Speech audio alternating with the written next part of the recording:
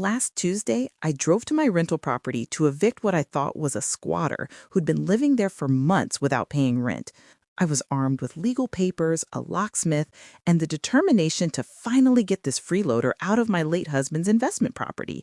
But when I knocked on the door, the man who answered handed me a lease agreement that made my blood run cold. It was signed by my husband, Robert, dated just 2 weeks before he died in a car accident 8 months ago. The lease was for $1 a month with a note in Robert's handwriting that said, "For services rendered and debts forgiven." But here's what I didn't know. That lease was just the beginning of discovering a secret life my husband had been living for years.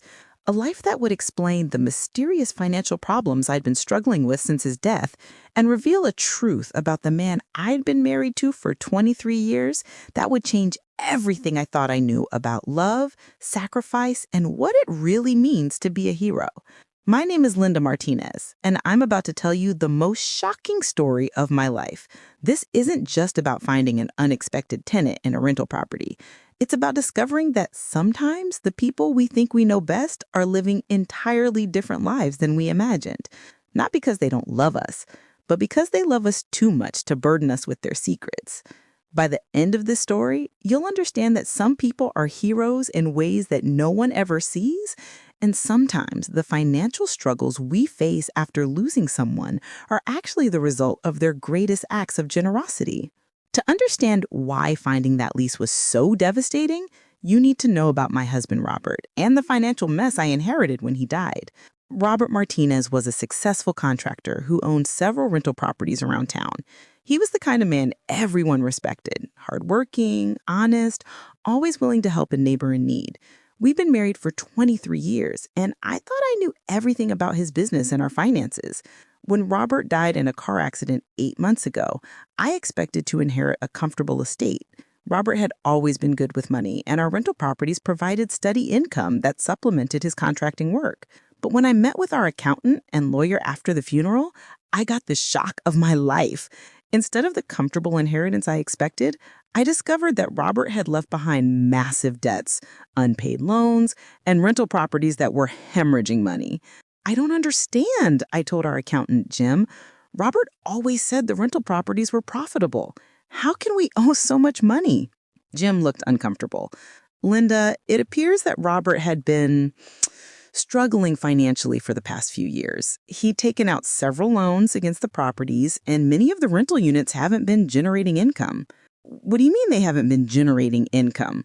"Well, according to the records I have, most of the properties have been vacant or occupied by tenants who aren't paying rent." Over the following months, I tried to piece together what had happened to Robert's once successful business. I discovered that several of our rental properties had tenants living in them who claimed they didn't owe rent, but I couldn't find any lease agreements or documentation to support their claims. I assumed these were squatters who had taken advantage of Robert's illness in his final months. He'd been dealing with some health issues and hadn't been as sharp as usual. I figured people had moved into vacant properties and were now trying to claim they had permission to be there. My plan was simple: evict all the non-paying tenants, fix up the properties, and rent them to legitimate tenants who would actually pay rent. The property on Maple Street was my first target. It was a small 2-bedroom house that should have been renting for $1,200 a month, but according to my records, no rent had been collected in over a year. I'd driven by the house several times and seen signs that someone was living there: lights on at night, a car in the driveway, curtains in the windows, but I'd never received any rent payments or communication from whoever was inside. I hired a lawyer, filed the proper eviction paperwork, and scheduled a locksmith to meet me at the property on Tuesday morning to change the locks and remove whoever was squatting there. When I arrived at the Maple Street house, I was prepared for a confrontation.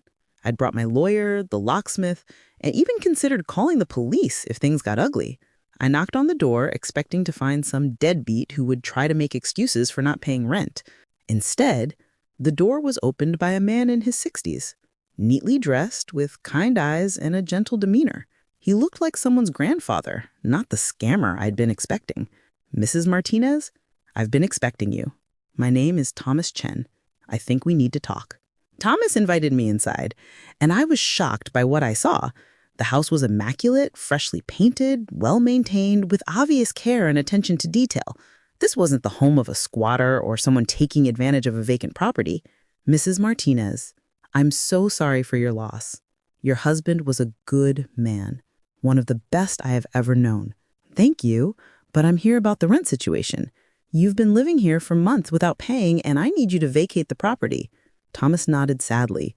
I understand your confusion, but I do have a lease agreement. He handed me a folder containing a legal document that made my hands shake as I read it. The lease was legitimate, properly notarized, legally binding, and definitely signed by Robert. It was a 1-year lease for the property, with rent set at $1 per month, paid in advance for the full year. But it was the handwritten note at the bottom that made me sit down heavily in Thomas's living room chair. For Thomas Chen, rent $1 per month for services rendered and debts forgiven. Thank you for everything you've done for our family. Robert Martinez. I don't understand, I said, staring at the document. What services? What debts? I've never seen you before in my life. Thomas looked at me with such compassion that I almost started crying right there. Mrs. Martinez, your husband never told you about me, did he? No, should he have? That's just like Robert, always protecting the people he loved from things he thought might worry them. Thomas sat down across from me and began to tell me a story that would shatter everything I thought I knew about my husband. Mrs. Martinez, 3 years ago, your husband saved my life, literally saved my life. What do you mean? I was homeless. I'd lost my job, lost my apartment, lost everything after my wife died, and the medical bills bankrupted us. I was living in my car, trying to find work, but no one wants to hire a 60-year-old man with no permanent address. Thomas's voice became emotional. I was parked behind Robert's office one night trying to sleep in my car when he found me. Instead of calling the police or telling me to move along, he knocked on my window and asked if I was okay. Your husband didn't just give me money or food, though he did that too. He gave me work. He hired me to help with his construction jobs, even though I didn't have much construction experience. But more than that, he gave me dignity. He never made me feel like a charity case. He treated me like a valuable employee, like someone whose work mattered. I was trying to process this information. Robert had never mentioned hiring anyone named Thomas, never talked about helping a homeless man. Thomas, if Robert hired you, why didn't I know about it? Why didn't he ever mention you? Because he knew you would worry about the money. He knew you would think he was being too generous, taking too many risks with your family's financial security. Thomas continued his story, and with each detail, I understood more about the financial problems I'd inherited. Mrs. Martinez, your husband didn't just give me a job. Over the past 3 years, he helped me get back on my feet completely. He co-signed for an apartment when no one else would. He lent me money to buy work clothes and tools. He even helped me get my driver's license renewed when I couldn't afford the fees. But I paid him back for everything. Every loan, every favor, every kindness. I worked extra hours, took on additional projects, did whatever I could to repay his generosity. Then why does the lease say debts forgiven? He smiled sadly. Because 2 weeks before he died, I tried to give him a check for the last $5,000 I owed him. He tore it up and told me to keep the money. He said I had earned it 10 times over and that he was proud of the man I had become. Thomas, you said Robert helped you get an apartment, but you're living here now. What happened? When Robert got sick in his final months, he was worried about what would happen to me after he died. He knew I couldn't afford market rate rent on my Social Security, and he was afraid I'd end up homeless again. So he offered me this house for $1 a month, with the understanding that I would maintain it, keep it in good condition, and help look after his other properties. I stared at Thomas, beginning to understand the scope of what Robert had been doing. Thomas, are there others? Other people Robert was helping? He nodded. Mrs. Martinez, your husband was helping a lot of people, more than you probably realize. Thomas offered to show me the other properties, to introduce me to the other tenants Robert had been helping. Against my lawyer's advice, I agreed to go with him. Our first stop was a duplex on Oak Street. Thomas knocked on the door, and it was answered by a young woman holding a toddler. "Maria, this is Mrs. Martinez, Robert's wife." Maria's eyes filled with tears. "Mrs. Martinez, I'm so sorry for your loss. Your husband was an angel. He saved me and my daughter." Maria invited us in and told me her story. She'd been in an abusive relationship, trying to escape with her 2-year-old daughter, but unable to find affordable housing on her minimum wage salary. Robert found out about my situation through a mutual friend. He offered me this apartment for $200 a month, half of what I was paying for a terrible place across town. But more than that, he helped me feel safe. He changed all the locks, installed a security system, and made sure my ex-husband could never find us here. Mrs. Martinez, I've been trying to pay Robert back for his kindness. I've been saving money every month, planning to give him a bonus payment when I could afford it. I have almost $3,000 saved up that I wanted to give him. I looked at the lease agreement Maria showed me. Like Thomas's lease, it was for far below market rate, with a note from Robert, for Maria and Isabella, safe harbor and new beginnings. Our next stop was a small house on Pine Street where we met James, a veteran in his 40s who walked with a cane and had obvious PTSD symptoms. "Robert found me at the VA hospital," James explained. "I'd been living in my truck for 6 months, couldn't hold down a job because of my anxiety and depression. Robert didn't just give me a place to live, he helped me get into treatment, drove me to appointments when I was too anxious to drive myself." James showed me his lease, $300 a month for a house that should have rented for $900, with a note from Robert, for James, "Thank you for your service. Welcome home. Mrs. Martinez, I've been doing maintenance work on all of Robert's properties to pay him back. Painting, repairs, yard work. I wanted to earn my keep." I was beginning to see a pattern. Robert hadn't just been giving people cheap rent, he'd been investing in their lives, helping them get back on their feet, and then finding ways for them to contribute back to the community he was building. Our final stop was a small apartment above a garage, where we met Harold and Betty, a couple in their 70s who had lost their retirement savings in a financial scam. "We were facing eviction from our apartment," Betty explained. "We'd been married for 52 years, and we thought we were going to end up in separate nursing homes because we couldn't afford to stay together. Robert heard about our situation through our church. He offered us this apartment for $400 a month, which was all we could afford on Social Security. But more than that, he treated us with dignity. He never made us feel like charity cases." Their lease had the same format as the others, with Robert's note, "For Harold and Betty, love should never be separated by money." As we drove back to Thomas's house, I was trying to process everything I'd learned. Robert had been running what amounted to a private social services program, using our rental properties to house people who needed help getting back on their feet.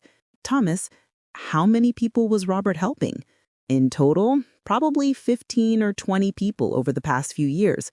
Some have moved on to better situations, some are still in his properties. All of them are better off because of his kindness.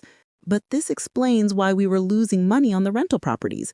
Robert was charging far below market rate. Mrs. Martinez, your husband knew exactly what he was doing. He was choosing to help people instead of maximizing profit. He said he had enough money and that these people needed help more than he needed more income." "But Thomas, we didn't have enough money. Robert left behind debts, loans against the properties. If he was making these financial sacrifices, where did the money problems come from?" Thomas was quiet for a moment. "Mrs. Martinez, I think Robert was borrowing money to cover the difference between what he could have been making and what he was actually making. He was essentially subsidizing his tenant's rent with his own money." "You mean he was taking out loans to help people?" "I think so. And I think he was planning to tell you about it, but he ran out of time." That night, I sat in my kitchen with all the lease agreements spread out on the table, trying to figure out what to do. From a purely financial standpoint, I needed to raise the rents to market rates or evict the tenants. I was struggling to pay the mortgages on the properties, and I couldn't afford to continue Robert's charitable work. But from a moral standpoint, how could I kick out people who had been helped by my husband? How could I destroy the community of support he had built? I called my lawyer to discuss my options. Linda, legally, you have the right to raise the rents when the leases expire. These below-market leases are binding for their term, but you're not obligated to renew them at the same rates. But what about morally? These people are depending on Robert's help. That's not a legal question, Linda. That's a personal decision you have to make. But I will say this. You can't afford to continue subsidizing other people's rent if it means you'll lose the properties to foreclosure. He was right. I had to find a solution that would help Robert's tenants while also making the properties financially sustainable. I decided to call a meeting with all of Robert's special tenants. I invited them to Thomas's house, the largest of the properties, to discuss the situation openly and honestly. When everyone was gathered in Thomas's living room, I explained the financial reality I was facing. I want to continue Robert's work, but I need your help to make it sustainable. I can't afford to subsidize the rent indefinitely, but I also don't want to force anyone out of their homes. Maria spoke first. Mrs. Martinez, I told you I have money saved. I can pay more rent now that I have a better job. James nodded. I've been doing maintenance work anyway. What if I formalized that arrangement? I could be the property manager for all the buildings, and you could reduce my rent in exchange for my work. Harold raised his hand. Betty and I may not be able to pay much more rent, but I used to be an accountant. I could help you manage the books. Make sure you're maximizing your income from the properties. Over the next 2 hours, we worked out a plan that would honor Robert's legacy while making the properties financially sustainable. Thomas would become the official property manager, coordinating maintenance and repairs across all the buildings. James would handle the physical maintenance work. Harold would help with bookkeeping and financial management. Maria and several other tenants agreed to pay increased rent based on their improved financial situations. Those who couldn't afford market rates would contribute through work, helping to maintain the properties and support other tenants. It's like Robert created a community, Betty observed, and now we're going to keep that community going together. 6 months later, I formalized our arrangement by creating the Robert Martinez Foundation, a nonprofit organization dedicated to providing affordable housing and support services to people in transition. The foundation operates Robert's rental properties as transitional housing, with rents based on ability to pay and opportunities for residents to contribute through work and community service. Thomas serves as the foundation's director, coordinating services and support for residents. James manages property maintenance. Harold handles the books. Maria has become a peer counselor, helping other women escape abusive relationships. The foundation has grown beyond Robert's original properties. We've received donations from community members who were inspired by Robert's story, and we've been able to help even more people. Local businesses have started partnering with us, offering job training and employment opportunities to our residents. The city has recognized our work and provided grants to expand our services. But most importantly, we created a sustainable model for the kind of community support that Robert was providing informally. This experience has changed me in ways I never expected. When I first discovered Robert's financial problems, I was angry and confused. I felt like he had been irresponsible with our money, leaving me to clean up his mess. Now I understand that Robert wasn't being irresponsible. He was being incredibly generous. He was using our financial resources to change people's lives, to give them second chances, to create a community of support and mutual aid. The debts he left behind weren't really debts. They were investments in human dignity and potential. Today, 3 years after Robert's death, the foundation houses 42 people in 12 properties. We've helped over 100 people transition to stable housing and employment. Thomas still lives in the house on Maple Street, but now he pays market rate rent because he wants to contribute to the foundation's sustainability. Maria owns her own home now, but volunteers as a mentor for new residents. James has become a certified property manager and runs his own small business. Harold and Betty moved to a senior living community that they can afford, but they still volunteer with the foundation's financial management. But the most important thing I've learned isn't about housing or community development or even charitable work. It's about the different ways people show love. Robert showed his love for me by protecting me from worrying about his charitable work. He knew I would have been concerned about the financial risks, so he handled it all himself, planning to tell me when the time was right. He showed his love for his tenants by seeing their potential instead of their problems, by giving them not just housing, but dignity and hope. And he showed his love for our community by creating a network of mutual support that continues to grow and thrive years after his death. The financial problems I inherited weren't a result of Robert's poor business decisions. They were the result of his generous heart. He had been borrowing money to subsidize his tenants' rent, essentially taking on debt to help other people. But here's what I discovered when I really dug into the finances. Robert's charity was actually a good investment. The properties he was renting below market rate were in better condition than typical rental properties because the tenants cared for them like their own homes. The community he created was more stable, more supportive, and more sustainable than traditional landlord-tenant relationships. When I calculated the long-term value, reduced turnover, lower maintenance costs, fewer legal problems, stronger community relationships, Robert's approach was actually more profitable than traditional property management. The Robert Martinez Foundation has inspired similar programs in other cities. We've been contacted by property owners, social workers, and community organizers who want to replicate our model. Robert's approach to housing, treating it as a human right rather than just a business opportunity, is spreading to communities across the country. But more than that, the people Robert helped are now helping others. Thomas mentors other formerly homeless individuals. Maria works with domestic violence survivors. James provides job training for other veterans. Robert's kindness has multiplied exponentially, touching lives he never could have imagined. The most surprising part of this journey has been discovering how much I didn't know about the man I was married to for 23 years. Robert wasn't just my husband. He was a quiet hero, working behind the scenes to make the world a better place. He was solving problems I didn't even know existed, helping people I'd never met, creating solutions that benefited everyone. I thought I knew everything about Robert, but I only knew the part of him that belonged to our family. There was a whole other part of him that belonged to the community, to people in need, to anyone who needed a second chance.